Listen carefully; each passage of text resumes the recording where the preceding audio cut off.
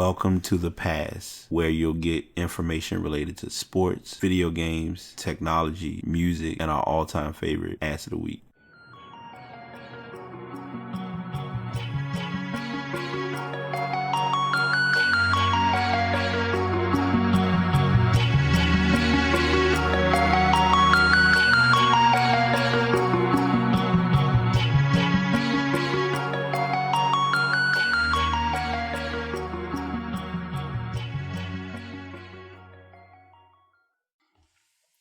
Episode 219 of The Past is here. What's going on, everyone? I'm your host, BT.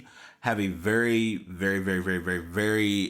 heavy episode, and this is solely based on the show notes that I have read or the information that I have in my Cliff Notes, as well as what has transpired over the past week. Before I get started, I do want to state that there were stories that I did have queued up for last week, but luckily we were able to get Triplet Talk done for episode 218. So I don't want anyone to think that I didn't have any content, because there was quite a bit of randomness and stories that did go down, especially in the esports community. I'll talk about, kind of cliff note those stories now. I know Drake and Michael Jordan are kind of taking their bite into the esports world. We did have a new release, which I'll get into that in a moment. And there were many other stories, but I just wanted to give you kind of a quick overview, a synopsis, since the NBA season did start as well. So don't want to leave any of those things behind, but I wanted to make sure that I went right into what we have this week. As I always share each week, I like to give all the promos and shout outs as I can. First and foremost, suicide prevention, National Suicide Prevention Hotline. That number is 1-800-273-8255. If you're looking to get any help or any assistance, definitely give that number a call. They will be able to help you. They are local. They'll get you in contact with local crisis centers that provide free and confidential emotional support to people in suicidal crisis or emotional distress, and they are available 24 hours a day, 7 days a week. If you are in a domestic situation, there are two options. You can give this number a call. This is for the hotline.org. Their number is 1-800-799-7233. Or you can also, on the website, if you go to the website, they'll have the option where you can hit OK. And then there's a chat box that you can go to, and you can chat with them in regards to getting any assistance. PG Clean RVA, I've promoted them each week. They are a cleaning service. They do residential and commercial cleaning. They are ran by a good close friend of mine, Sherry Winston. And that is PEACHIE, Clean RVA LLC. Their number is 804-726-0366. Email address is pgcleanrva@gmail.com. Also, if you're looking to, as I call her, my podcast connection, Random Observations with Ash, definitely check her out. She just did her recent wave of shows, and her show is moving. She does a show every day, and there are her thoughts and opinions on life and ways of becoming a better person. So definitely check that out if you have not done so already. Soul Gab with Ash, I was actually a special guest on their most recent show on Wednesday. They do random different information where they kind of give you positive thoughts and ways to handle life, be entertained, deepening your spiritual, positive, and uplifting journey. They're all about energy and vibes, and that's kind of a big thing that's been in my wave lately with networking with them as well as other people. One of my best friends, Renetta, has a podcast. It's called Miss Blog God. She's getting that going up as well. Her last episode was a couple weeks back, but she will be looking to do more episodes in regards to that. If you're looking to get any notary assistance, you can reach out to Tiara Henderson. Her number is 804-219-6288. Email address notarydhsigningagent@yahoo.com. I'll make sure that I check with her and make sure I have the correct information, because I know I'm usually sharing it kind of quick, but may not have the correct link for that. Also, local artists, I'm always trying to make sure that local artists get their proper shine, because a lot of times we don't give that proper attention to it. But there's a single out called Eartight. it's spelled airtight, but it's eartight is the actual pronunciation. Check out that single. There's also a video, I believe, for this as well. And finally, if you're looking to get any assistance with if you have any issues with being locked out or need any assistance with your car being locked and you can't get into it, or your home, contact J Turnkey Solutions. This is with Jay Turner. You can call or text 24 hours. The number is 804-519-9289. And it is quality, affordable service. So definitely check him out. He's been a good friend of mine for a couple of years. So I'm always going to make sure anybody who's doing something worthwhile gets their proper attention in my book. So week 9 of football is here. First and foremost, before I get anything acknowledged, I think it was good that I did take a bye week last week, because there were a lot of games that just were all over the place, and sometimes you're forced to leave certain games where they are, and I'm okay with that. And there's no exceptions to the rules in regards to how matchups have or have not played out. So to kind of put it into perspective, as I share each week, since I mentioned this already, we skipped week 7. We skipped week 8. So week 7 was almost meant to be a rough week, but thankfully some teams did kind of start winning near the end. So I ended up going 7-6 for the week. Overall, I am currently 43-42-1. So I guess you could almost say I could have been 43-43 indirectly, but hey, it is what it is. I'm getting stuff prepped because I want to make sure I put the information down for this week, because there are quite a few games to call for our matchup. So I want to be sure we get everybody their proper just due. All right, so week 9. Of course, when you need to see things, you can't see it, but that's just the way it is, right? Okay, let's see. My stomach is having major problems today. Just my luck. Give me 1 second, y'all. Sometimes you have to tech on the fly and then find yourself just making something work just to go with the calls, and that's kind of what I'm doing right now.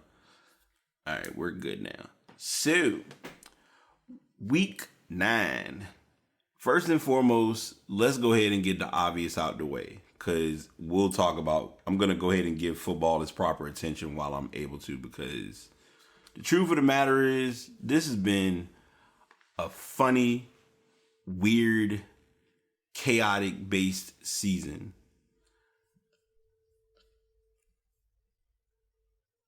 So many teams, I'm sitting here because I had to make sure I had everything together. So if it's a break, it is what it is. But I did look over the week 9 schedule, and it's easy to call games.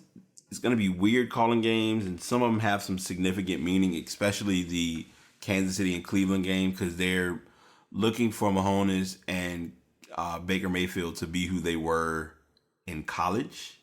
But obviously teams have changed a little, so Kansas City's looking good, Cleveland's looking So we'll get to that matchup in a bit. But the matchups, well, first things first, Oakland is struggling. And I personally believe that John Gruden does not want to acknowledge that his team he's lost control of his team. And it's a bad situation when you see a loss of control of a team without there being much of a reason to lose control. And that's, in a nutshell, what's going on with the Raiders right now. They played the 49ers, which you always kind of you're usually able to read or get a good idea of that matchup, especially with them being, both from Cali. But your tough thing is, like a lot of people right now, there have been so many memes that have gone around about John Gruden, actually wanting to win, hoping that would be a gift for Trick or Treat. That the Las Vegas doesn't even want the Raiders to join as a franchise, even though the deal is pretty much struck. So it's been a long season. I'll get into another coach that lost his job. With today's podcast, to be fair, is going to be about a lot of coaches getting the axe. I'll tell that off the rip because that's been the kind of season it's been. But in this case, if Gruden doesn't win at least 6 games, they'll probably get rid of him next season, mid-season, as they just recently done with another team, which I'll get into in a moment. So that's that. I'm going to go ahead and break down each of our matchups, and we'll move forward. First matchup, Pittsburgh, Baltimore. Really want to take the obvious, but I will anyway, so I'm going Steelers on that matchup. Next up, Bears and Bills. Gonna go the Bears. Tampa Bay at Carolina. I was weird for doing this a couple of weeks ago, so I'm learning my lesson, I guess you can call it. I picked against the Panthers when they played the Eagles. So I'm not doing it again because it looks like Carolina actually is having one of those let's play years. So going Carolina. Chiefs at Browns. Browns in a messy situation right now. I'll get into that in a moment. But I'm going to go Chiefs. Chiefs been playing pretty solid this year. Jets at Dolphins. Lions at Vikings. Surprising people with this one, I'm going to go Lions. Falcons at Redskins. Redskins been on a pretty good run, pretty good tear this year, and it's been not talked about a lot. So I'm going to go Redskins, especially with them being at home. If I knew how to spell and could actually see it, that might help. Lord, my eyes and my brain. Texans at Broncos. Gonna go Texans. They just made a huge pickup, and they're looking. And this is kind of ironic because I didn't have this as a story, but Demaryius Thomas was traded to the Texans, and it just turned out to be a very unique situation, especially with the Texans' first matchup being against the Broncos. Chargers at Seahawks. Chargers. Late. One of the other late games might be. I think if TV is smart, and more than likely they are because it looks like it's on Fox anyway. Game of the week. Rams at Saints. I think even though I don't want to see it happen, I think the Saints might be the team to end the Rams' run. Don't know, but that's how it's looking. Late night game on Sunday night. Packers at Patriots. Patriots are going to be my pick for that one. I think this matchup is what triggered the conversation of Brady giving Aaron Rodgers the credit of being the greatest quarterback or one of the greatest quarterbacks ever. And that's, subject to opinion. But, that's kind of him, I guess, humbling his views on football because everyone knows Tom Brady's one of the best quarterbacks we've watched or witnessed. And finally, for the Monday Night Football game, Titans at Cowboys. I really don't want to pick them, but it would be weird if they didn't win, but it also wouldn't be surprising. But I'm picking the Cowboys. Those are my weekly picks. Have them all stored. When Sunday rolls around, either I'll be overjoyed or overly annoyed because they always seem to show up and fail out when I need them to the most. I did mention this story earlier, and you kind of see things coming, and it's tough when it's a reality check, but it's the business of football. Coaching a team like the Cleveland Browns is a challenging culture. I'm going to start there first and foremost. Because you're coaching a team like the Browns, there's an expectation to win, but there's an expectation to not there's an expectation to win, but there's also an expectation of not sucking. When they brought up the schedule of Hugh Jackson, and they stated that the team's record was 3-36-1 with him as the head coach, I had to scratch my head for a second. And the reason I did was because if you look at football and you look at how many teams you play, you've lost more than 75 or 80% of your games as a coach. The Browns were patient but impatient, and the trigger had to be pulled. Now, I'm going to say this because it's important to look at. When they picked the quarterback that they did get in the draft, because as we all know, the Browns have had a list of quarterbacks ever since Tim Couch was their quarterback. And if you ever look up the article, or it's a picture that shows each person that's been a quarterback for that team. They've had Johnny Manziel, they've had Ty Detmer, they've you name it, they've been a quarterback for the Browns. RG3, Johnny Manziel, as we remember, plenty of names, but currently it's an odd situation because this is what it got down to. So Hugh Jackson was fired, and they also fired Todd Haley. So Hugh Jackson's first year, he was 1-15. Not great, but not horrible. Second year, he did the unthinkable. They went 0-16. Through both of those coaching seasons, he remained the coach. The impression and the assumption was when he went 0-16, it was expected that they was going to get him up out of there, because that would have meant he would have been 1-31 in his career. The early part of the season, things were looking to turn a little. They were 2-5-1, counting that a draw in one of their early games. I forgot who they played. But they let him go.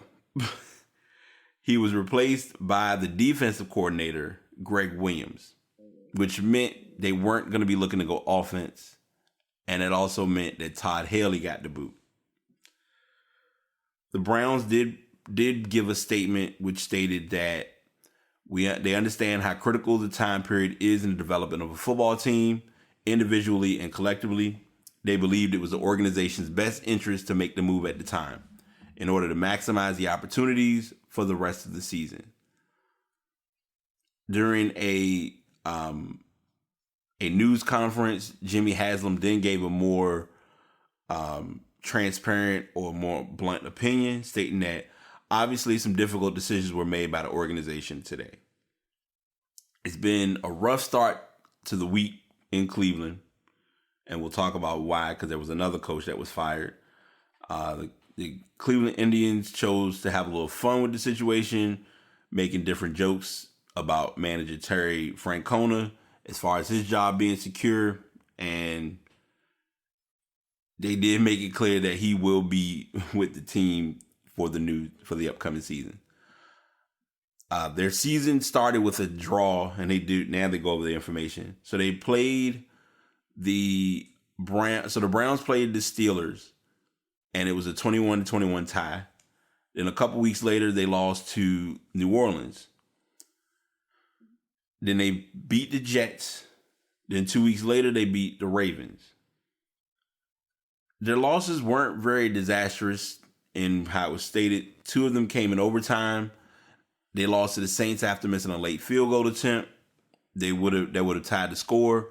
A week later, Jackson may have inadvertently had a quotation of the season when he said, "I think we like it dramatic," after they had a 12-9 win over Baltimore. When they played the Steelers again, it was 33-18. They got slaughtered. That was the Browns' 15th straight loss to Pittsburgh. That was the nail in the coffin. So then news surfaced. There was a chance that Hugh might be let go. Eventually, they went ahead and let him and Todd Haley go. I feel like Hugh Jackson is going to find another job. It may not be a head coaching position because in pro football, they're going to stick by and abide by the Rooney Rule. But the challenge of the Rooney Rule is not all black coaches. Well, let me go back. Let me rephrase what I'm about to say. Not all coaches that are put into positions are going to be set up to win. And there are very few exceptions to how coaches, are going to run or handle a team. Mike Tomlin is a perfect example. Tomlin has won a Super Bowl with Pittsburgh, but because there hasn't been much of a winning culture, we haven't really heard his name come up as being on the chopping block of being let go. Because in most cases, as long as there's a consistent or a expected form of winning to some extent, jobs remain secure. Challenges with football, and I'm going to break this down from football and basketball perspective to give you kind of an overall sense of how it works. From the football perspective, if you don't have a winning season, there's a chance you could get fired. If you make the playoffs consistently but not win any playoff games, there's a chance you could get fired. Exception to that, we're going to go there because I can, Dallas. Jerry Jones is going to do what he can to save his boys. That's just bottom line. It's been that way and it's been that culture for decades. And if you don't know what I mean, go back and look at football.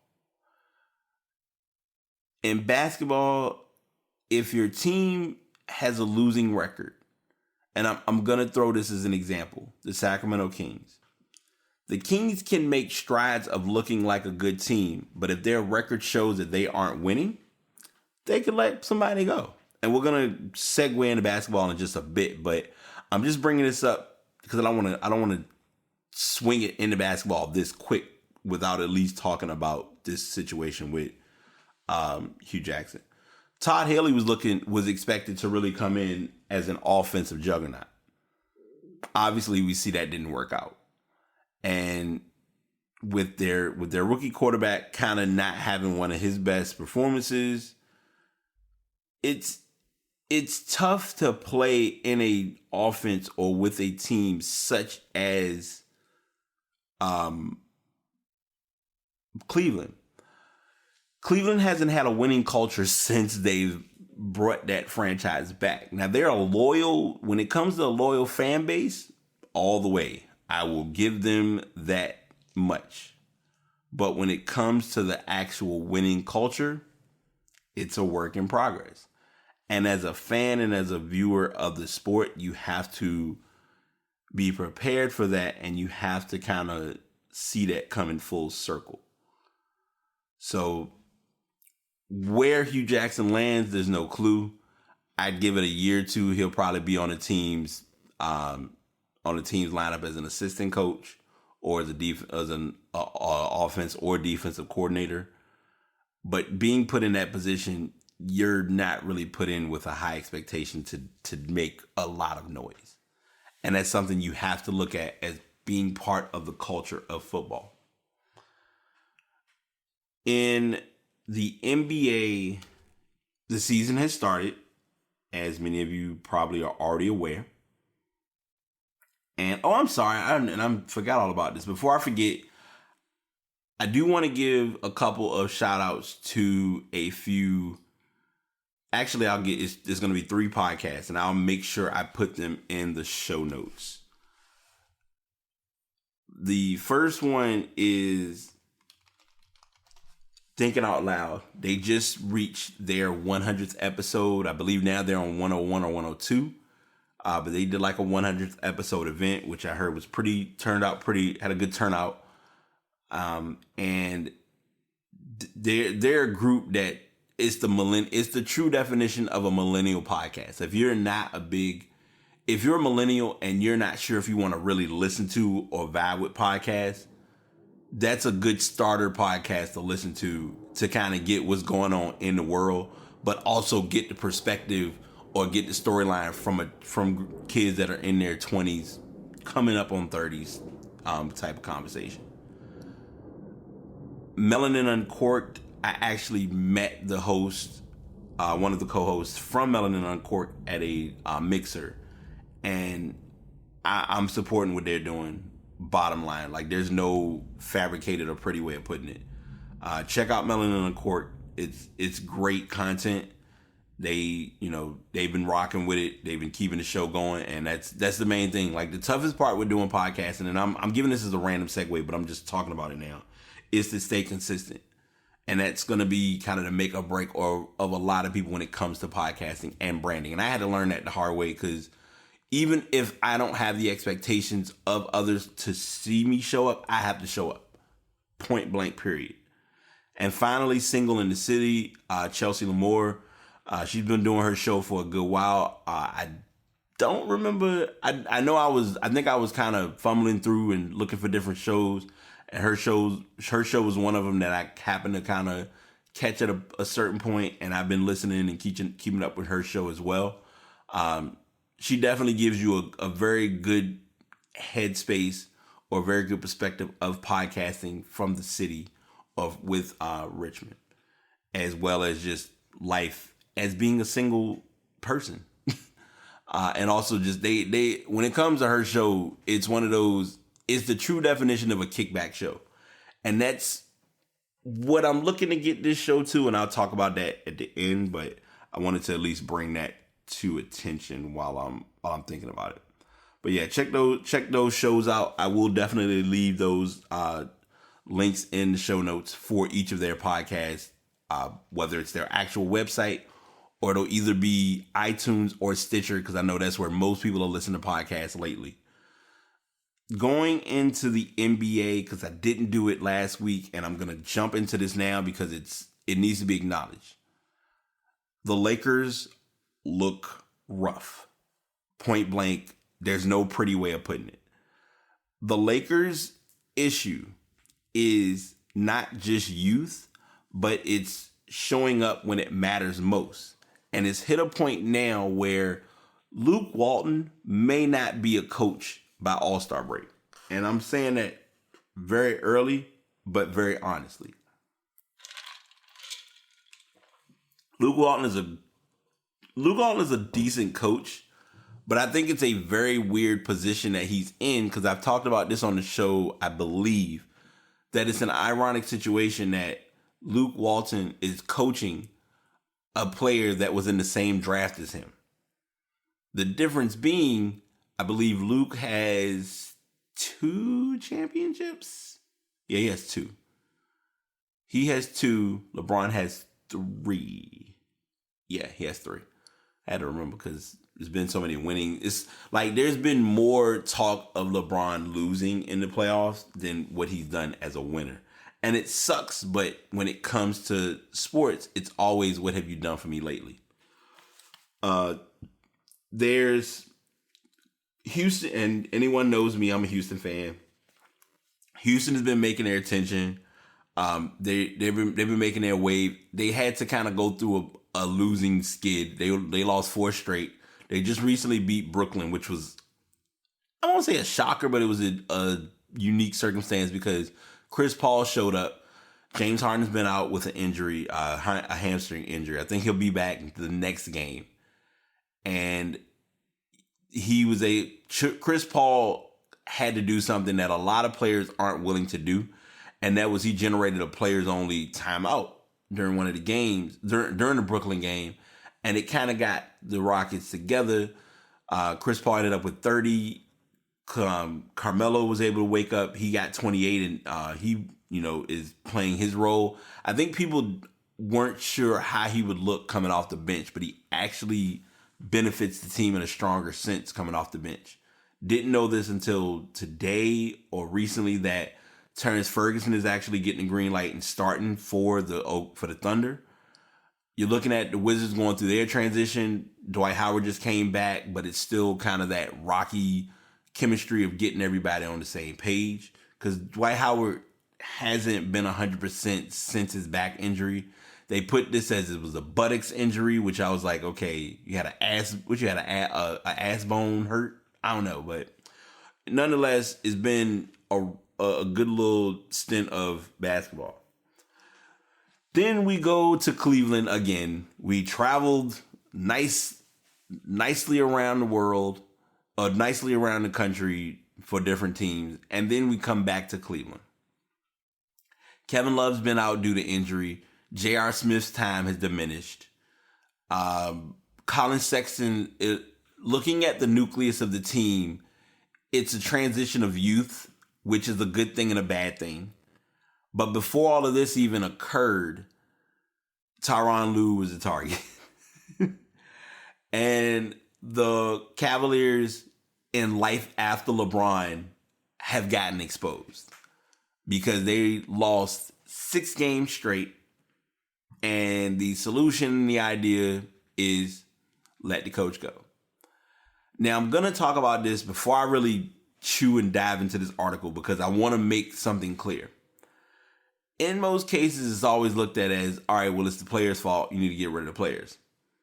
The players can be released or traded, but trading players in or trading players out challenges chemistry and it challenges friction, and it can sometimes work out and it can sometimes dismantle a team.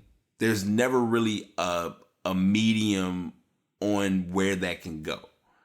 And that really is something that you have to think about in this circumstance.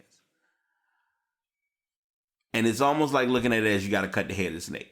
And the head of the snake in sports or in basketball, football, and in many cases is typically going to be your coach. So in this case, Tyronn Lue was the guy that was next up, and they let him go.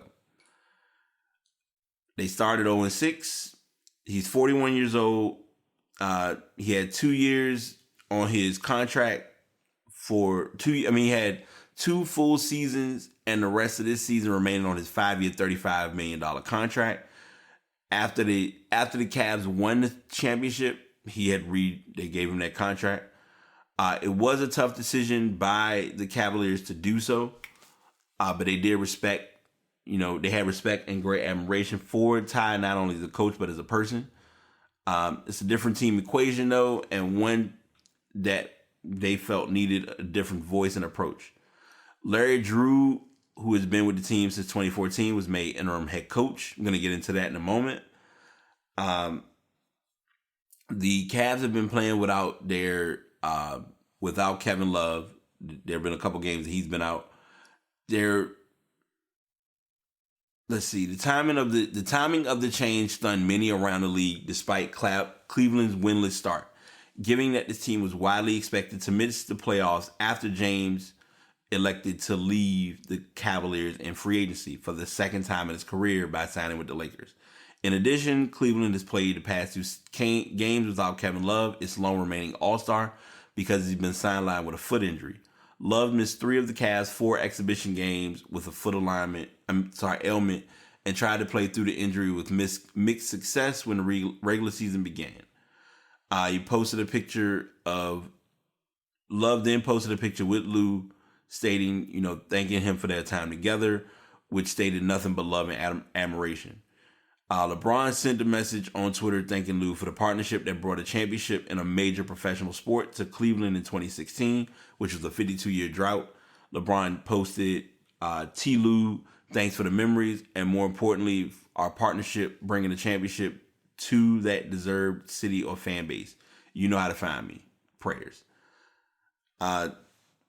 Mark Spears of the Undefeated thanked coaches and players, saying, I only wish the organization success moving forward.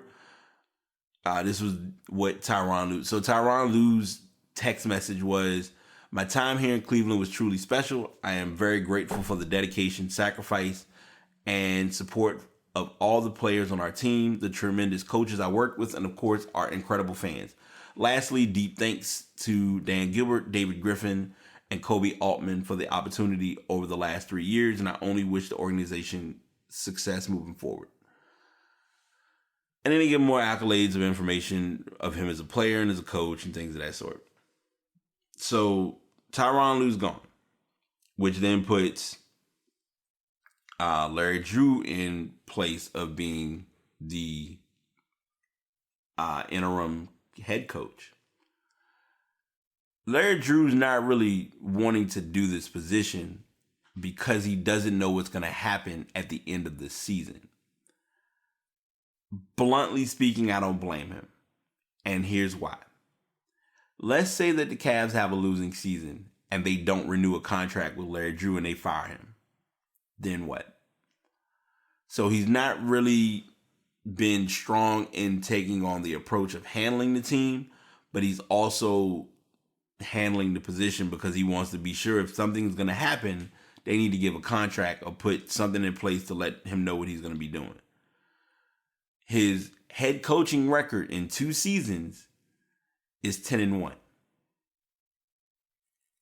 Him coming in and picking up from where Lou left off, they actually won their first game. So it's progress. And the thing, and this is something that you have to always remember and take into account.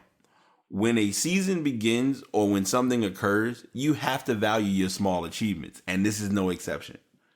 So Drew coming in, he's, 60 years old. Do they give him a contract? Do they get someone in position just to hold a seat until the new season? Do they just kind of fickle around with what they may do as a coach and then make a decision on possibly getting someone else to come in? There was a random report. I don't see this being true. I mean, I don't see this as genuinely happening, but it's possible. Avery Johnson was looked at as possibly a name that could be placed as a coach with Cleveland. I'm not going to these 2 stories are reports, and I don't want to really give them a massive amount of attention because they're reports, but I'm going to say something that's important. Avery Johnson as a coach in the NBA was a great idea. Hear me out, because a lot of people are going to say, but he didn't win. Right. He didn't win. When I say win, I mean playoff wise, their teams didn't show up. But he was able to get teams he was able to bring a winning culture. Alabama, he's as a coach in college at Alabama University or University of Alabama, whatever. He was able to get winning involved, but he really didn't get Alabama's a tough team to be able to try to coach into, especially when it comes to SEC and with college basketball. We'll get into college basketball in a second as well. But something that's important to note or to look at with this situation is you have to know what is going to work for your cause. And also something to look at, which could be why he may go to the Cavaliers. Who played for Alabama when he was a freshman at Alabama? Colin Sexton. Who is Colin Sexton playing for now? The Cavaliers. Can Avery Johnson be able to mold him into a dominating factor of a point guard in the NBA? Will that connect? That's that wave of questions that we really can't figure out or give answers to yet, because we need to see what's going to actually happen. A big story that broke last week, or this past week, actually a couple days ago.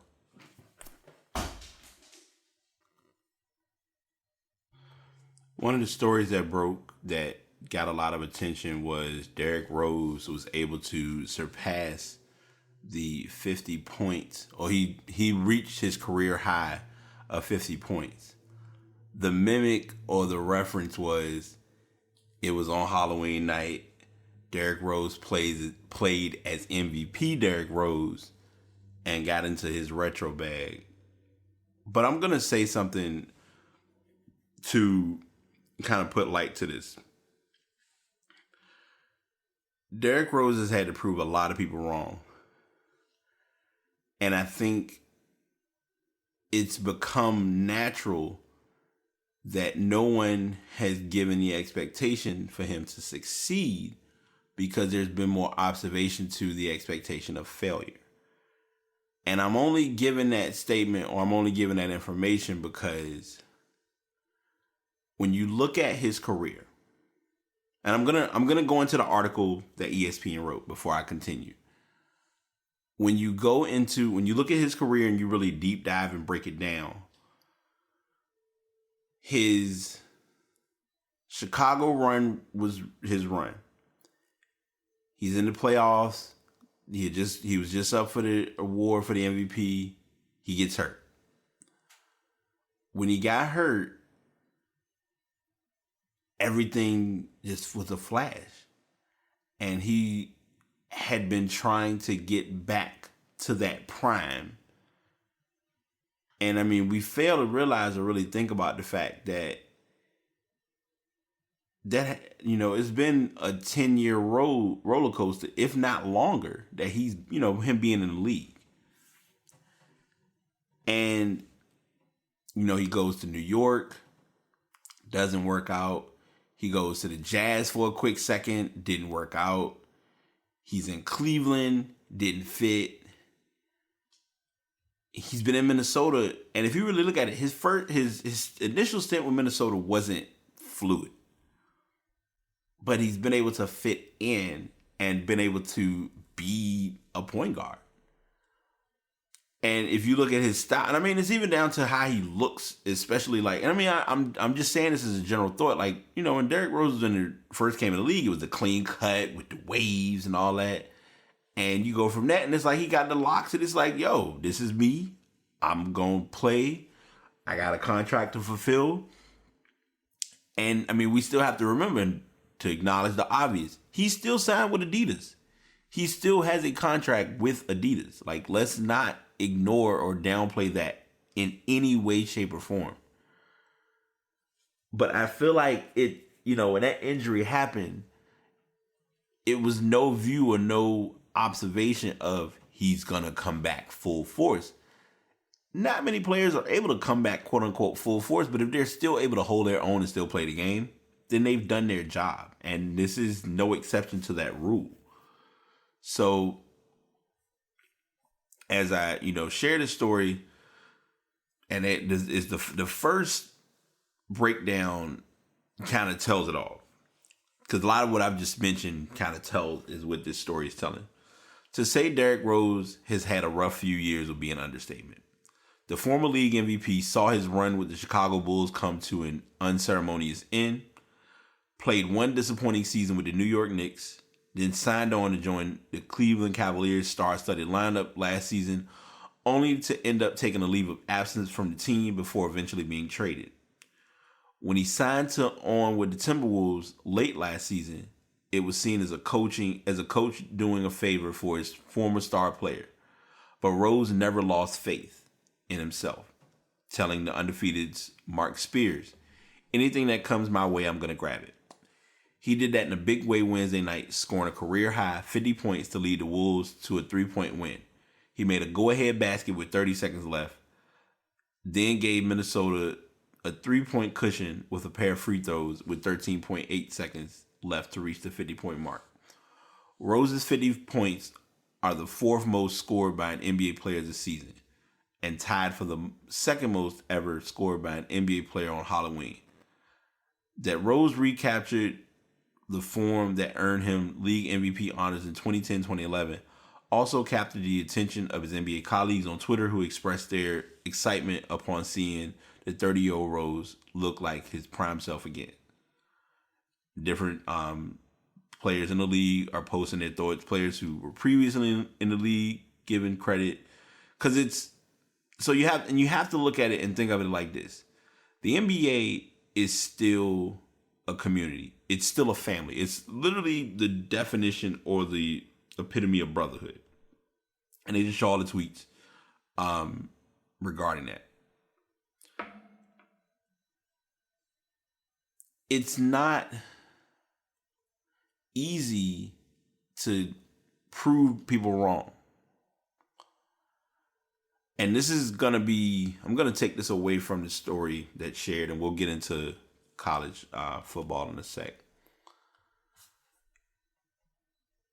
When you hit that point, or you hit that space in life where things end, where you're forced to start over, where you're kind of looking around and figuring out what's next, point blank, no one ever has that answer. And it's not about having the answer or even asking the question. It's just about knowing that you got to push forward. I'm not going to put a lot of my personal story into this from A to Z, but I'm just going to tell you all, I've had to reset twice in a 5-year span.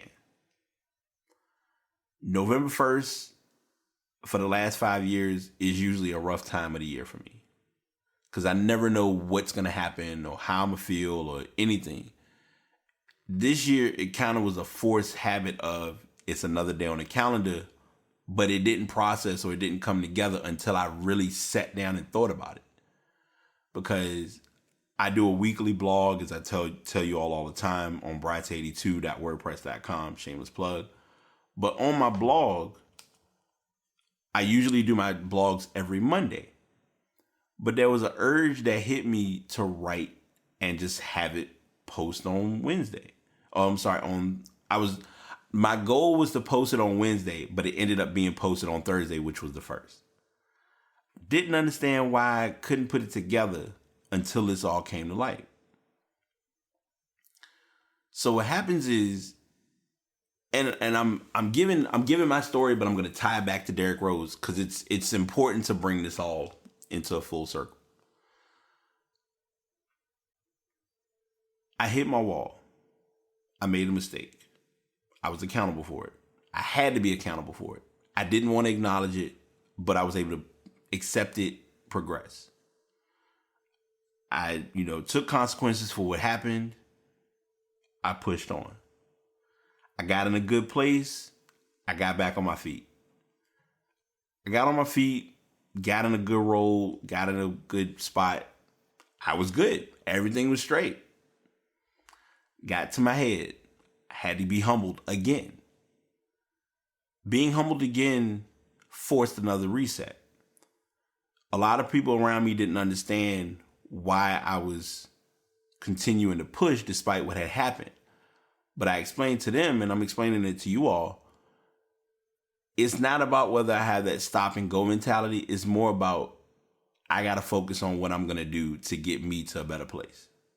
And it sounds selfish, but the thing that's important, and I think this is what's important in Derrick Rose's case, Derrick Rose had to really take time away to get himself in the right headspace and in the right self-care and self-love and self-assessment of knowing what was important. And that was what his goal was, and that was what he achieved. And everything's good now. Because now, after I lost my recent position, it was a couple months. I did a job. Wasn't the best job I wanted to do, but it worked. I abruptly left. Didn't like the way I left, but I had to, because if I stayed, I would have lost more of my peace of mind. And luckily, within a few days or the few weeks, the ball got rolling and I was able to get another job. And it was back in a place that I've been before. And everyone, who knew me realized, like, hey, it must be something, and there's a reason you came back. And I'm like, you got to come back. You got to do what you got to do. And in Derrick Rose's case, is no exception. He had to do what he had to do. And now here it is, he's in his, I want to say this should be year number, let's see, he came in 05 or 06. Should be like year 11 or 12. Might be longer than that. But he's been in the league over, anytime if you've been in the NBA past a decade and you still have a relevance in the league, that's valued. Because not everyone makes it at that point. And that's something that a lot of times isn't really processed or viewed when it comes to this type of, that type of circumstance, especially with the injury he's suffered. Because some players don't come back from that type of an injury. I can't believe we're almost 50 minutes into this show and it's like, there's so many things that I need to go into. All right, we're gonna move a little. We're gonna expedite. I almost said made up word that we use at work to joke with one of my coworkers, but we're gonna expedite through a couple of these stories. College football released their first list of the playoff listings because they do playoff rankings each year. It'll usually be around week 8, week 9, I think. And well, I'm sorry, week 8 because we're going into week 9. Alabama's the heavy favorite. Clemson is second. LSU's third. Notre Dame is fourth. Now it's gonna fluctuate and change. We're gonna run into a brick wall because whoever wins between LSU and Alabama, they're gonna secure their spot. But it can change, and here's why. Alabama can lock their spot. If Alabama beats LSU, they'll be good, but Auburn is their kryptonite. They've always been their kryptonite, whether they have a good season or they don't have a good season. And this year, Clemson's been playing they've been on autopilot. They've looked a little sloppy in a couple games, but they haven't done anything to affect their mojo, their vibe or their movement. If Alabama wins out, they'll obviously be in the playoffs with no problem.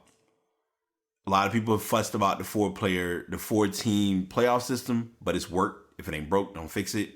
That's just kind of the nicest way to put it. One of the teams that is far from playoff contention, they're actually playing now, is Maryland. They're playing Michigan State. But the Maryland football team went through a conundrum of bullshit this week. And I'm going to go ahead and let y'all know explicit content about to be a move on here. I'm really not going to deep dive this story. I'm going to chunk it up and I'm going to run through this because it's a paraphrase of just a fucked up situation. So Jordan McNair played for Maryland. He died during a practice back in June. The school was trying to figure out what to do with DJ Durkin with him being coach.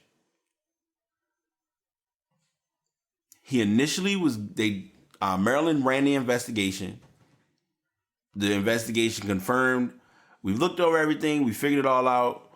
We're going to let him keep his job as the coach of Maryland football. People are confused and they're like, well, why? So Maryland turns around. After he was reinstated, Maryland turns around and the president fired him. He was on administrative leave initially. So you have that part happening. And then the president, Wallace D. Lowe, stated that he would retire next year, helping implement reforms to improve the well-being of athletes. So he kind of made his own decision in saying that he's going to walk away from the game and not be involved. Then, to make it even more of a dramatic story, that was a weird flop, by the way. Just don't know if y'all caught that.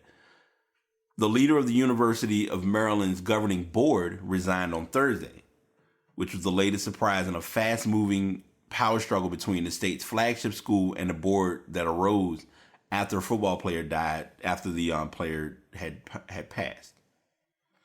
James T. Brady, and I'll go ahead. So this story, I'm going to read this one as simple as I can, and then we'll go to the next story. James T. Brady, who's chair of the system's Board of Regents, informed the board of his exit during a closed meeting in Baltimore. Afterward, he acknowledged he had become the public face of the board and his controversial decision to retain the football coach DJ Durkin despite a scandal that erupted after the player's death in June. Critics of the board said the uproar last week over the decision was damaging UMD's image and imperiling fundraising and recruiting. UMD President Wallace D. Lowe defied the board's decision and fired Durkin on Wednesday. In my estimation, my continued presence on the board will inhibit its ability to move Maryland's higher education agenda forward. And I have no interest in serving as a distraction from that important work. Accordingly, I will step down from the Board of Regents immediately. In a statement separate, the board appeared to signal that Lowe had won the standoff with the Regents. The panel said it acknowledges and accepts Lowe's decision to terminate Duncan and his authority to make it. In Brady's absence, Barry Gossett, the board's vice chair, will assume leadership until the board votes on a new chair, which is expected to take place next week. This caused a huge rift in Maryland's culture.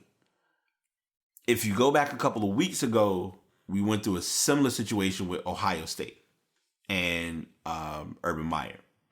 Urban Meyer shouldn't be coaching, only because he knew what was going on, but because Urban Meyer is part of an illustrious school such as Ohio State, we don't want to do that to Urban Meyer. But in reality, you should be doing what's right for the kids and for the school, not what's right for keeping a coach and trying to win. Winning is not everything, and I think sometimes that's overpowered by situations that occur. And this story and this circumstance is no exception to that rule. So that's everything you got, and that's kind of the A to Z expectation of what we're gonna see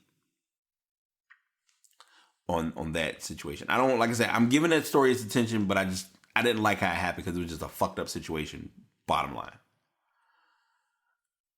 Spinning over to college basketball, we are early on into the basketball flow, where a lot of teams are playing preseason matchups. Kentucky played a game I think it was yesterday. Duke played against Virginia Union, which so before I give the top 25 projected right now, Duke played against Virginia Union. When I heard Duke was playing Virginia Union University, the first thing that came to my head is, wait, Duke is in Richmond? They're going to play at the Robins Center. Well, I'm thinking of where the Richmond Spiders play. But they're going to play at Union's basketball court. I was like, there's no way. Turns out I was wrong. I missed the boat. Union took a trip to Duke to play. Union held their own for like a spick. Literally a spick. And then it was all Duke from there. Zion Williamson is going to be a star on his own right in college for this 1 year. Any game that he plays in, he's going to do his best to dominate because his goal, I personally believe, is to be the number one pick next year. It's super early. We haven't even gotten through NBA playoffs, but the focus and the view is that he could possibly go number one. But it's all a matter of how other players play and how everyone looks. So all of that information being given, we now have our top 25 preseason poll. Kansas, no surprise, is number one. They're bringing a pretty solid lineup this year, but they brought in some pretty good recruits that'll help them out. Kentucky's number two. Number three is Gonzaga. 4 is Duke. Number 5 is Villanova, came off the championship run. 6 is Nevada, which might be a shocker. 7 is Tennessee. Tennessee's going to look good, especially with who they have, a lot of guys who they have coming back expected to play, because there were a lot of guys who did not play or didn't get much time last year. Virginia's number 8. Number 9, you're looking at North Carolina. With Nasir Little and Kobe White, keep an eye on those guys. I genuinely hope that they stay all 4 years. I think if they stay 4 years, there's a chance they can win a championship. Still trying to figure out the Jalen Felton story because he didn't get to come back to North Carolina. They didn't say anything about whether he's going to go to another college. And we didn't hear anything about him in the NBA because I don't think he was at any NBA combines. It's another story. 10 is Auburn. 11 is Kansas State. 12 is Virginia Tech. 13 is Michigan State, even with Miles Bridges gone, but they have a good amount of guys coming back. Bridges and Jaren Jackson left. Number 14, Florida State. 15, TCU. 16, UCLA. Sharif is there, but Sharif won't be able to play this year, but he will be playing next season, which I think will be great. 17, West Virginia. 18, Oregon. Bobo, keep an eye out. Bobo could possibly be top 5 in the draft next year. Just keep that name in mind. Syracuse is 19, LSU 20. 21st is Mississippi, 22 Clemson, 23 Michigan, North Carolina State 24. And by the way, 23rd Michigan is huge, especially with them being the runner-up in the matchup. And 25 closing out is Marquette. Teams that just missed it, you're looking at Loyola, Chicago, Louisville, Indiana, Washington, Purdue, Florida, and Providence. So those are all your teams. That's your rundown on that.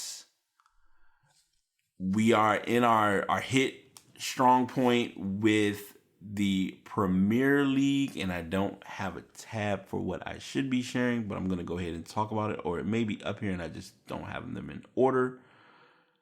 Yeah, I don't have them in order. So I'll talk about it from the hip because that's just how I do. Boston, because I was going to talk about it, and this is a story that was supposed to come up last week, but it didn't. The World Series has come and gone. I personally believe that the Boston Red Sox could have swept the Dodgers. Just my personal opinion. But Boston was pretty much on a dominant run from the beginning. I'm going to tell you when I realized that Boston had a strong chance of winning this year. When they played against New York, I believe it was either game 2 or game 3, and they scored like 10 runs in an inning. That was kind of the red flag of, yeah, this is pretty much theirs to win. Something weird would have to happen in order for them not to. So Boston has won. Boston has done their celebration. You know how you do the street breakdown where they do the little celebration and all that. All of that has come and gone, and that's where we're at. I'm looking at it now. They're getting ready to start in a feud between Liverpool and Arsenal, but we are at our early but discussable is not a word, disgust-based point of the Premier League. Your top 4 as of right now, who are all going to be playing over the next few days, because some teams have already played. Man City is first, Liverpool is second, Chelsea is third, and Arsenal is fourth.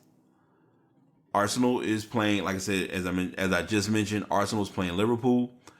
If Arsenal is able to win today, that will put them ahead of Chelsea, and it will keep Liverpool at a standstill, but Chelsea could still get ahead of Liverpool if they win tomorrow. Breaking down the rest of the field, Man U, there's been talks of whether Mourinho is going to be there next year. Bournemouth is surprising teams at number 6. Watford is even a bigger surprise at number 8. Wolverhampton is number 10.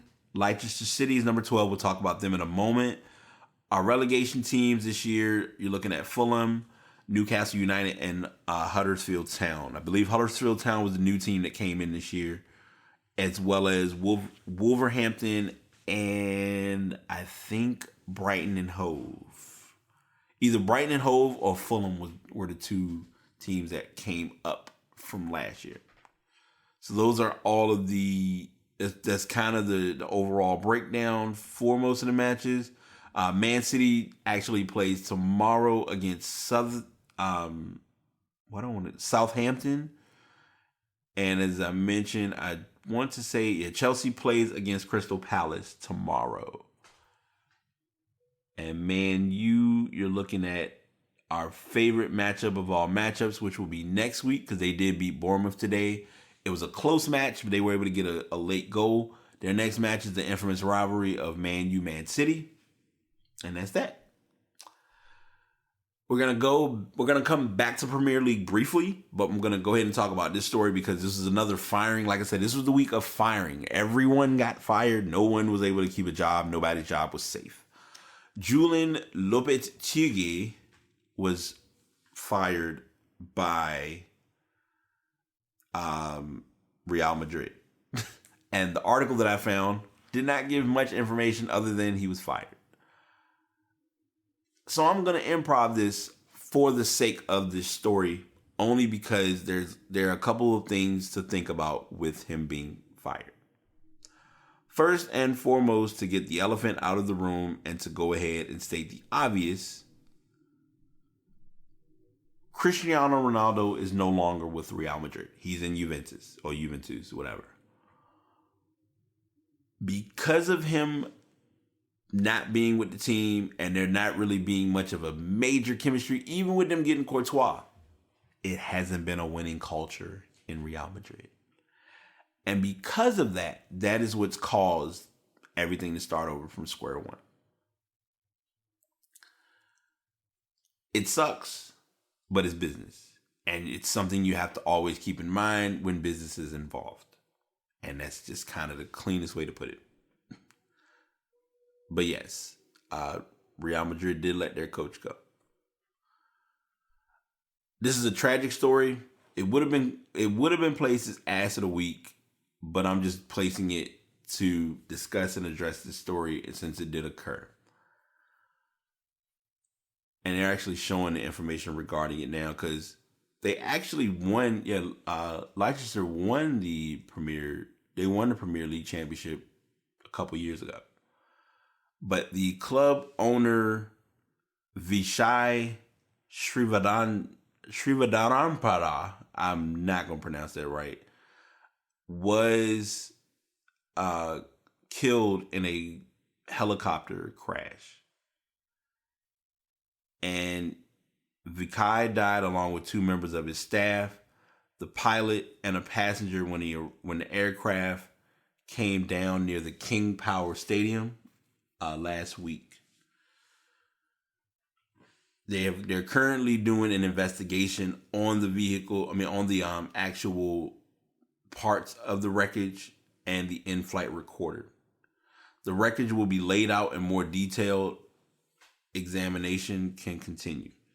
The digital flight recorder is in our laboratory, although subject to intense heat in the post-accident fire. Initial work on it has allowed us to successfully download the recordings. Mainly to give a simple story of what happened, and Leicester did win their match today. They played against Cardiff. It was their first game since that crash occurred. They were expected to play Southampton in Carabao Cup on Tuesday. That match has been rescheduled. Some players and staff will be flying out to Thailand following the game.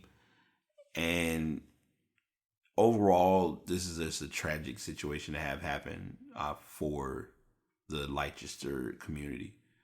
But in a nutshell and in hindsight, it is a tragic, again, just a tragic experience. A couple of players on the team did give input and just kind of their thoughts on him passing. Because it was, anything this tragic is a tragic situation as it is, but it's even worse because it's not something that you really are looking to see or expect to happen. But prayers and condolences to his family and to all of the families who lost loved ones in that crash. We're gonna swing to tech after the 1 hour and 7 minute mark, and there was a lot to get into, so I don't want y'all to think that I left anything behind, because these stories I wanted to get in, especially since it all occurred in a matter of a few days. First and foremost, to point out the obvious, Apple did a keynote. I was able to be up at a good point to watch this keynote. Two things that we didn't get. One person expected that I was actually able to gain as a follower through social media, but it was a good discussion to talk about. No new iPod Touch rather. I kind of see the iPod Touch making maybe one more appearance. And if it does, it might surprise people, because I think with what they did in this keynote, it's coming. Any new Apple products, excluding computers, won't have a headphone jack. So I'm gonna break down each device and kind of give you what we got. MacBook Air got an upgrade, and it's a beautiful upgrade. If there is one feature that I would strive to have on my laptop now, it would be Touch ID. With whether I had the MacBook Pro or the MacBook Air, I would value and love Touch ID. So there's that factor. But the MacBook Air it is slimmer. It is the biggest thing that they emphasized and talked about during the keynote was about using recyclable parts, which, everyone's going to be on board for that. There was a lot of clapping and a lot of breakdown during the keynote, which I was all for it, of course. But the MacBook Air was released. Mac Mini got a facelift because it was overdue. Also, to add to this story, because I want to bring this up, normally keynotes like these are done in California. It was actually done in New York. Because it was done in New York, there was an impression that there was possibly going to be something music affiliated. We were let down, but not let down. There was a performance. I can't remember the artist's name who performed, but she did a pretty good performance. I want to think what I need to bring to your attention. There was assumption that we would get the AirPods 2. No AirPods 2 made this cut. I already mentioned this earlier. There was no iPod Touch. The infamous AirPod or the AirPad that's supposed to be able to charge your phone, your watch, and your AirPods wirelessly hasn't come out. I think they're trying to get that as fine-tuned and prepared as possible to properly be used and available to the tech world. Because you don't want to bring something out like that and it doesn't work, and then people are bringing it back before they even bought it. Because then that's not even money that Apple's losing. That's money that Apple's trying to recover in other products and other things. Because if a person buys something that doesn't work and then they bring it back, there's a strong chance they may not come back to your store and buy anything else. So that's something to factor in with that equation. One other thing that was talked about, and I'm going to go into, because Apple always does the one more thing, and I'm going to tell you what the one more thing is if you have not done it already. But the other device that came out that was the big talk was the iPad Pro. The iPad Pro got a humongous facelift. They did go away from the normal Thunderbolt or Thunder Lightning port, and it's USB-C. Now, this tells me one of two things. One, that iPad is going to be in its own flow of how it's going to be charging. Or two, when the next iPhone comes out, they're going to go USB-C as well. This was brought to my attention. I didn't even notice it, but it's not a bad thing, or it's not the worst thing at all. There's no headphone jack on the iPad Pro. Now, to make the tech world understand, if you have an iPad Mini, they still sell the iPad Mini and they still sell the iPad Air, which both have the headphone jack. So it's not the end of the world if you don't get if you're not looking for the latest and greatest, you can still get those iPads and still get a pretty good speed out of your product. Trying to make sure I don't miss anything important from that. The bezel is as far as your spacing. If there's one thing on the Mini that I wish was utilized, and I think now that I've gotten the iPhone XS Max, which I'm going to talk about in a moment, the bezel and the design is much better, where you're getting the full screen experience. On the iPad Mini 4, you're getting the full screen, but there's screen that's left off that could be used, and it could have been more screen for me to enjoy. That's kind of where the iPhone X brought things into light. They did do Touch ID, so they got rid of Touch ID. Face ID is the way of unlocking those tablets. It does run an A12X processor. The pricing is going to be up there, but it's all in the matter of what you'll need for what purpose. Like in my case, I've had my Mini now for 2 years. I personally don't see a reason to upgrade. The only upgrade I would look at or possibly think of is I would get the Pro probably in a couple years. But that's all in a budgeting factor as well. Just something to kind of put it all in perspective. With the MacBook Air, I'll mention these specs as well. There's a Retina display, which a lot of, even with my MacBook Pro that I'm using, it's not a Retina. But it's 20% larger trackpad, which for a lot of people is big. 2 USB-C ports. Of course, as we've always talked about, the USB ports are gone, but they have USB-C adapters that you can buy that will suffice that void.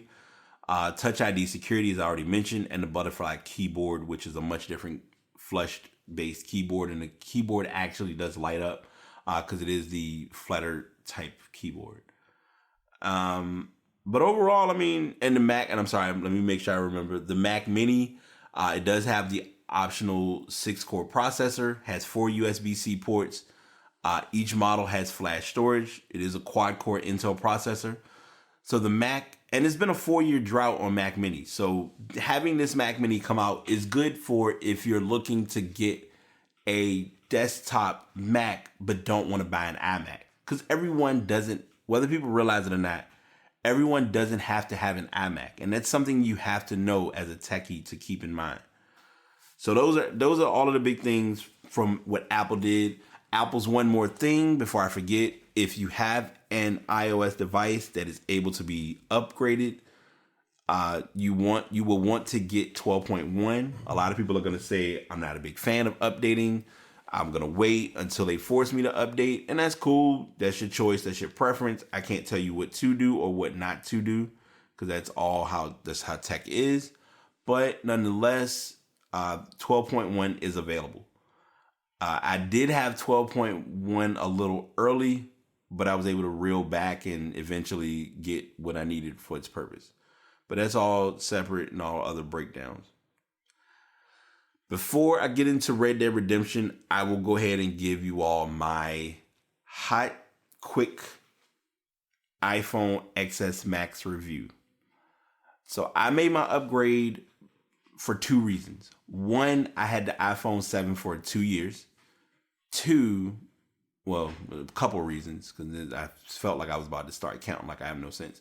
2, I was finished with my lease on my 7, so I would have been just paying on it just to be paying on it. And I'm like, I may as well just get another phone.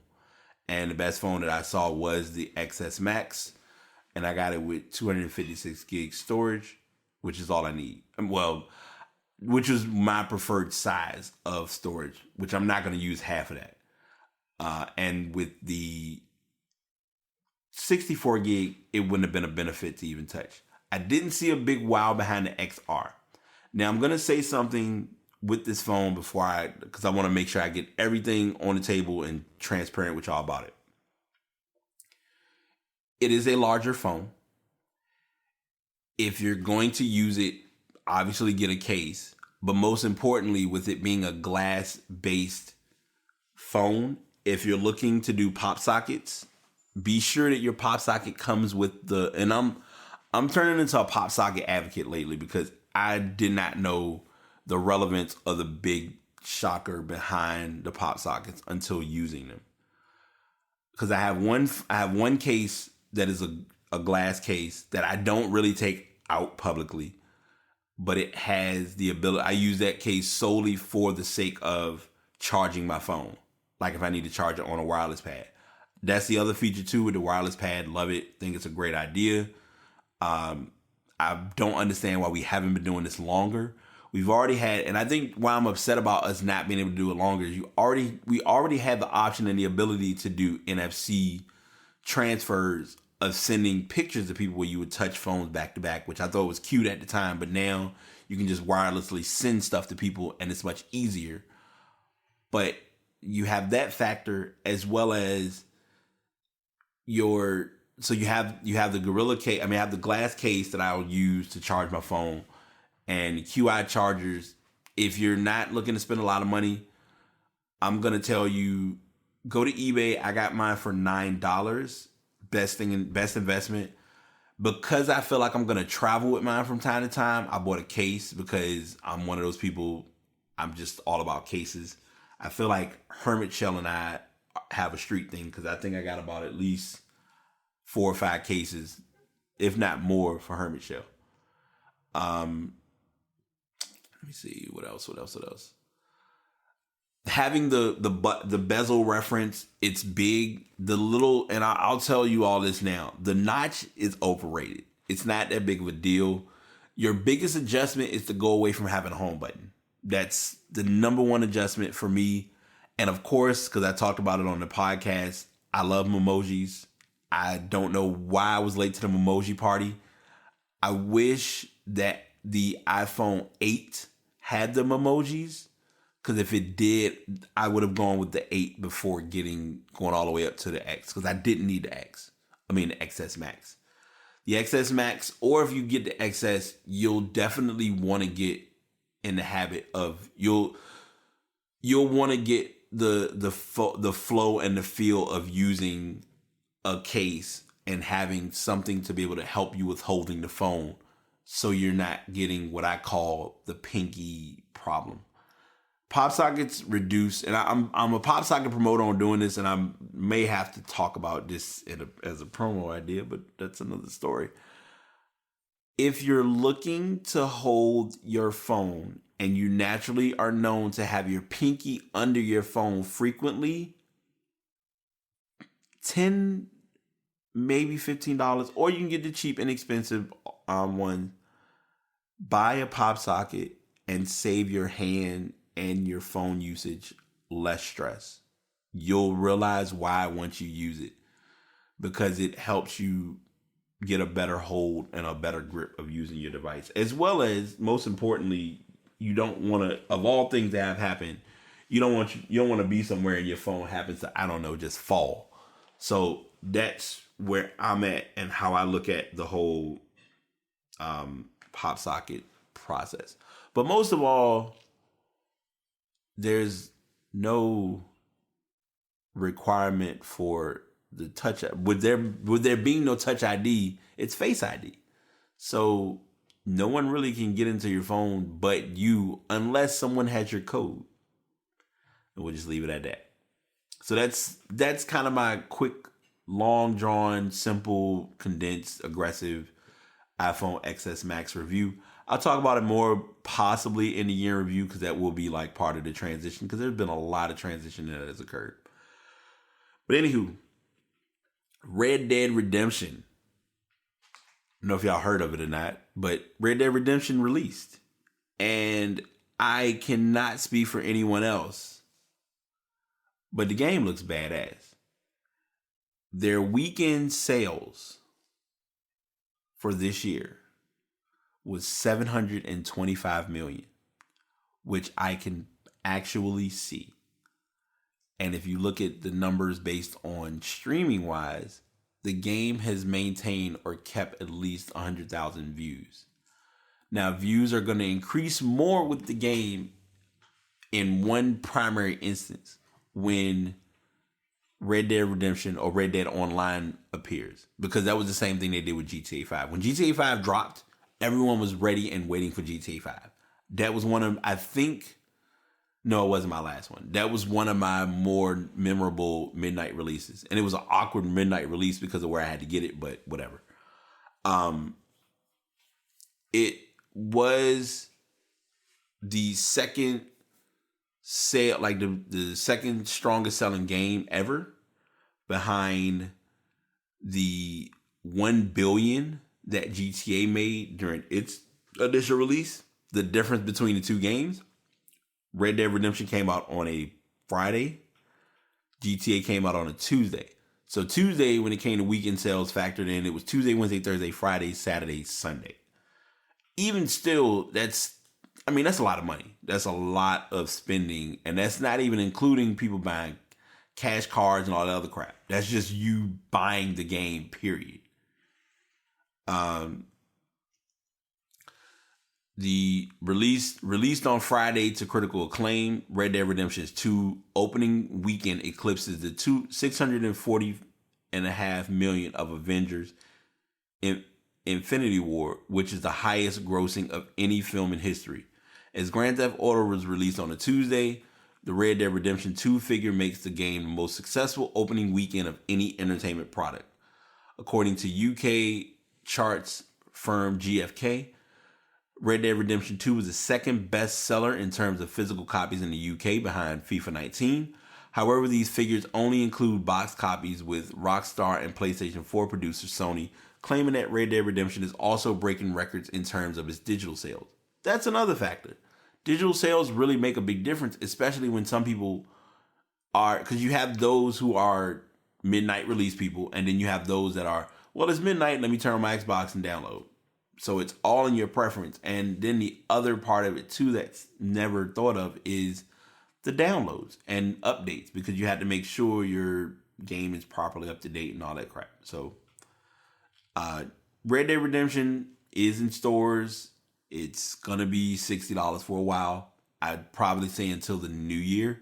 You may see the price drop a little bit, or you may see the instance come where as I like to call it, the GameStop battle begins. And I've talked with someone about this before, and this is something that's relevant.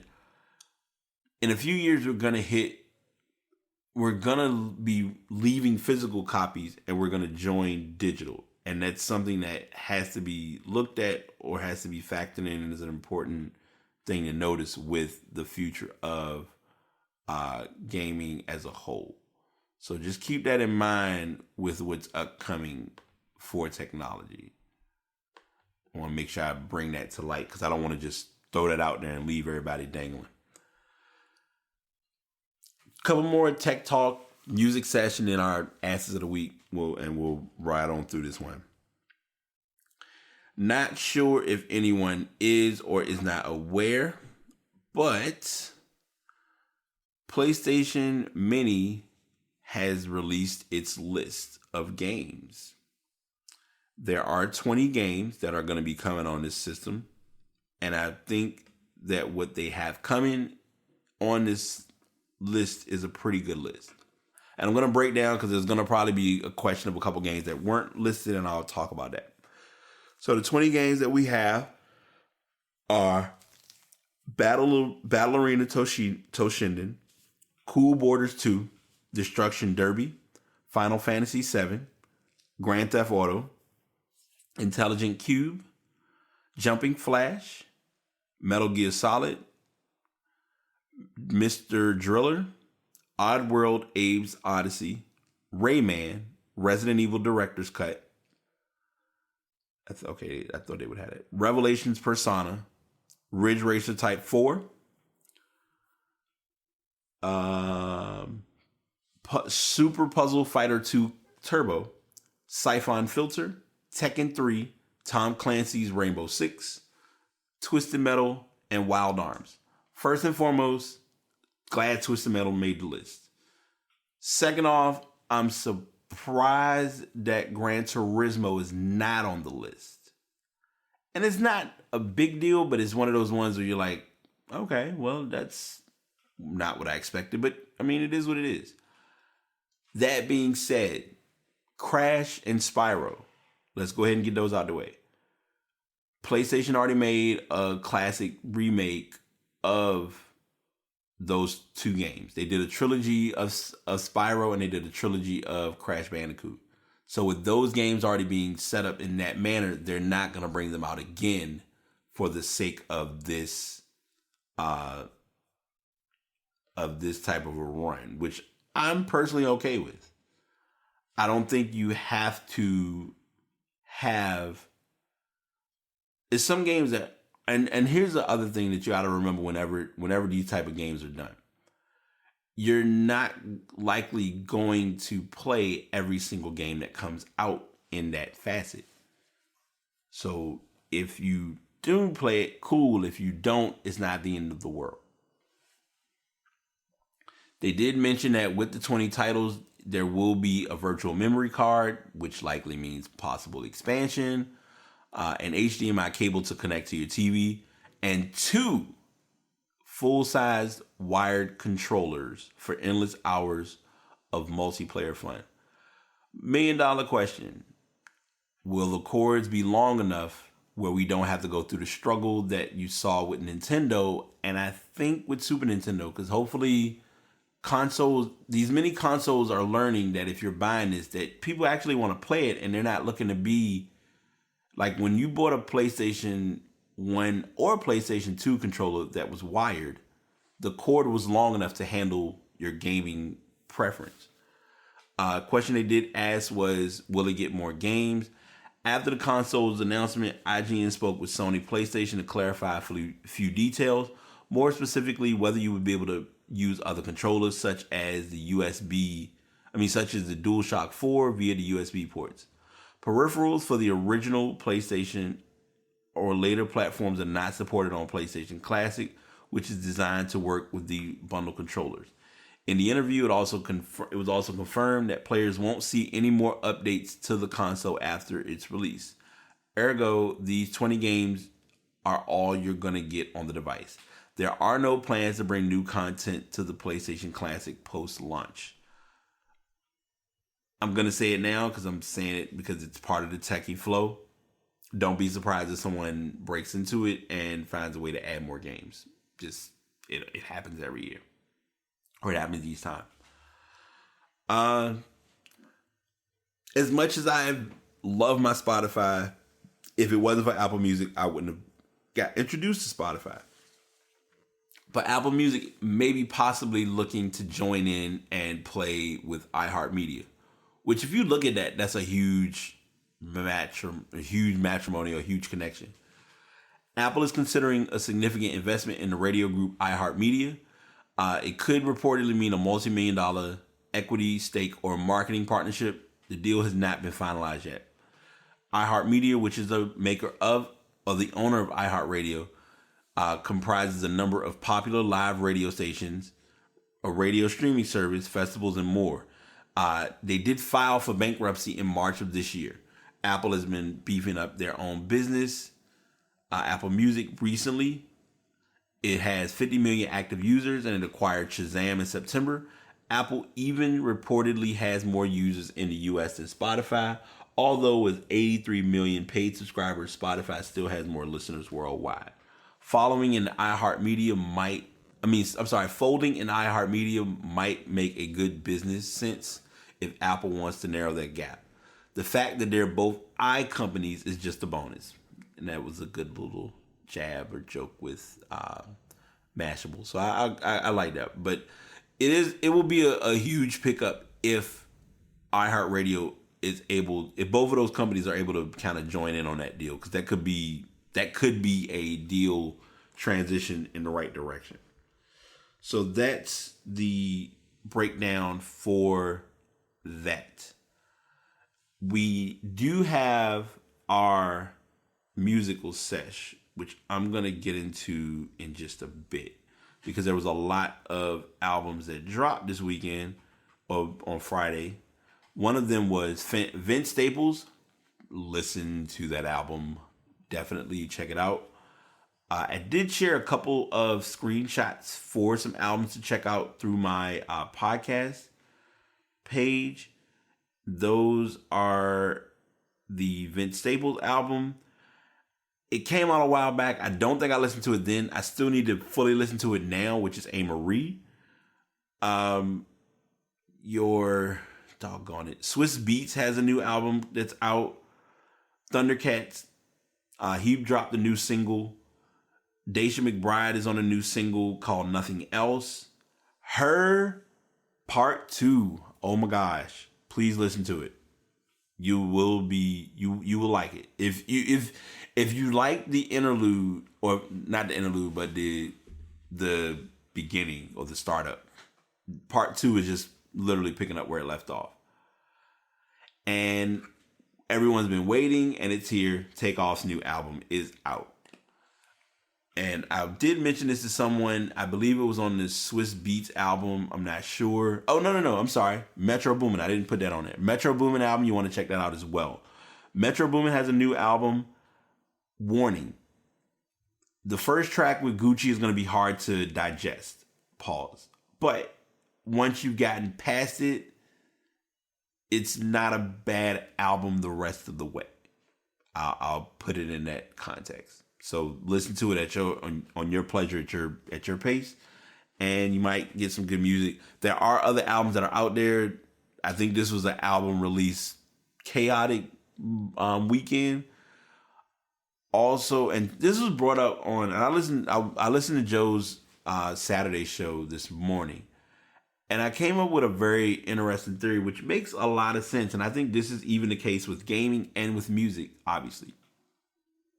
When music came out on a Tuesday, you got a better chance to enjoy the music because it was Tuesday, Wednesday, Thursday, Friday, and then the weekend you could, really chop it up. When it comes out on a Friday, it's like it's the end of the week. You want to wind down. In most cases, it's tough to really gather the music the way you want to in your, in your context or in your flow. That being said, getting a lot of the albums and trying to listen to everything is just a tough or a tall order. Now, I mentioned, and I already, I said new podcast, so I guess, I've already talked about those podcasts earlier, but just check out any podcasts that are to your liking. I have been listening to The Read a little bit more. Two Dope Queens, I'm going to start getting back into them. I believe they're still doing their shows. A lot of them, because I've listened to podcasts on so many different platforms, I'm never just on Apple Podcasts anymore. I'm turning into Spotify. I'm turning to Stitcher. You got to widen your options, and that's just kind of been what my options or how I've looked at listening to music. We have hit the favorite point of the show. I am not going to bore y'all to death because I know if you made it this long for an hour and a half of just hearing me ramble and not drink enough water and not getting my soul together, I appreciate you. But asses of the week, no exceptions to the rules. Talked about it earlier. I'm gonna go ahead and break it down now. iOS 12.1 was released. Unfortunately, there is an exploit to the lock screen or a security bug that will allow you to access contacts. Basically, what happens is the particular exploit only works on iOS 12.1 and was discovered hours after Apple released the update. We tested this exploit and can confirm it works on iOS 12.1. It follows yet another lock screen bypass in the previous iOS 12.0.1 update that allowed attackers to steal recent photos from a device. Both attacks require physical access to an iPhone and are particularly troublesome for victims of domestic abuse or anyone who leaves a phone unattended in a shared space. Apple has a long history of lock screen bypass bugs. There was a bug in iOS 6.1 back in 2013. iOS 7 included a similar security hole, and researchers found a rather elaborate way to bypass the iOS 8.1 lock screen just a few years ago. They got to get this lock screen shit together. Like, it's you got to get it together, and that's the bottom line. Like, the purpose of you having your phone locked is so that people can't get into it. But if they can, then it defeats the whole purpose of using the phone. But that's neither here nor there. Our other ass of the week is, there was a website in in Great Britain that is being forced to pay $1.3 million due to their Red Dead Redemption 2 leak. Trusted Reviews pulled an article apologizing to Take-Two Games, stating that it was donating £1 million to charity after publishing leaked information about Red Dead Redemption 2 in February of this year. It's a radical move that raises serious questions about editorial independence and legal threats against the press. Trusted Reviews, which is owned by TI Media, formerly Time Inc. UK, is a technology website that publishes deals and reviews. In February, it published an article sourcing a leaked internal Rockstar document that listed details from Red Dead Redemption 2, which would come out 8 months later. The article contained a list of bullet points that claimed, among other things, that you'd be able to play all of Red Dead 2 in first person, which was true, and that the online component would have a battle royale mode, which is to be determined. Now that article is gone. The editor-in-chief of Trusted Reviews did not immediately respond to a request for comment, but in an emailed statement, a Rockstar spokesperson confirmed that this was the result of the litigation. Take-Two takes security seriously and will take legal action against people or publications who leak confidential information. Because this situation involved information about Red Dead Redemption 2, Rockstar Games directed the settlement funds to these three great charities: the American Indian College Fund, the American Prairie Reserve, and the First Nations Development Institute. It's not clear whether Trusted Reviews violated any British or American laws in obtaining the Rockstar document, or if Take-Two went after the website for publishing information that was leaked to them. Either way, it's unusual to see an independent editorial outlet apologize for reporting on leaked information, a common occurrence in all fields of media. Of course, the legal costs for defending oneself can often make the act of litigation itself punishment enough. The incident raises a whole lot of questions and offers very few clear answers. Bottom line, if you got information, keep it for the sake of your pocket or your future, because it could almost ran Trusted Reviews down in the ground, but doesn't sound like it did. But I mean, we still need to acknowledge 1.3 million because you gave out information for a game that hasn't dropped yet in February. So that's that. Those are all the stories. We hit the 1 hour 40 mark. I know I'm like, I don't know what point of the show we got long-winded. Probably was in the basketball world, but regardless, between basketball and college basketball and between basketball and pro football, there was a lot to chew and dive into. So that's that. Those are the stories. Thank you all for tuning in. If you're looking to get into podcasting and you're looking to purchase a microphone, the Blue Yeti mic is what I use. I do want people who listen to the show to confirm that it is in the intro that I shared this and I addressed this. It's not that expensive to buy a microphone to start a podcast. Buying the microphone is not what's going to get the podcast going. Having content is what keeps you going. And also, if you're looking to upload or record podcasts, Spreaker.com is where I'm at. I definitely am loving the site and have been a strong fan for quite some time. And on that note, we're going to dip off because I got a lot of editing to do. So until next time, y'all take it easy. The Pass signing out. Thanks for tuning in. If you'd like to get any information specifically based on the shows, you can go to Spreaker.com/BriTapePodcast or go to www.passpodcast.com. On both of those options, you do have the information related to what topics were talked about, as well as the specific links related to that specific story. Thanks for tuning in. Until next time, The Pass signing out. でもそんなんじゃダメ、もうそんなんじゃほら、心は進化するよ、もっともっと。そんなんじゃダメ、もうそんなんじゃほら、心は進化するよ、もっと